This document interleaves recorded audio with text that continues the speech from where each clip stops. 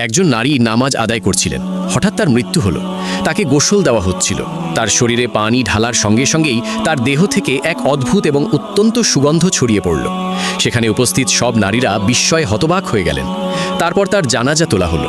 জানাজা যখন মহল্লা দিয়ে যাচ্ছিল, মানুষ থেমে থেমে কথা বলতে লাগলো। সবার মনে একই প্রশ্ন, এই নারী কে, যার দেহ থেকে এত পবিত্র সুগন্ধ বের হচ্ছে? তাকে দাফন করার পর ফেরেশতারা এলেন। তার আমলনামা খোলা হলো। ফেরেশতারা জিজ্ঞেস করলেন, তোমার রব কে? তিনি হাসলেন। তোমার রব কে? আল্লাহ। আমার রব এরপর আল্লাহ। জিজ্ঞেস করা হলো, তোমার নবী কে? তিনি উত্তর, তোমার নবী কে? মুহাম্মদ। আমার নবী হযরত মুহাম্মদ সাল্লাল্লাহু আলাইহি ওয়াসাল্লাম। যে প্রশ্ন করা হলো, তোমার দিন কি? আমার দিন ইসলাম। ইসলাম। ফেরেশতারা হাসলেন এবং বললেন, মোবারক হোক, আল্লাহ তোমাকে জান্নাতের সুসংবাদ দিয়েছেন। নির্দেশ দেওয়া হলো যেন জান্নাতের বিছানা বিছিয়ে দেওয়া হয়। কবর নূরে ভয়ে গেল এবং তিনি রেশমি বিছানায় শান্তিতে ঘুমিয়ে পড়লেন। এই দৃশ্য দেখে হৃদয় যেন থমকে যায়। আপনি কি আল্লাহর জন্য জিসান ভার্স ইউটিউব চ্যানেলটিকে সাবস্ক্রাইব করেছেন?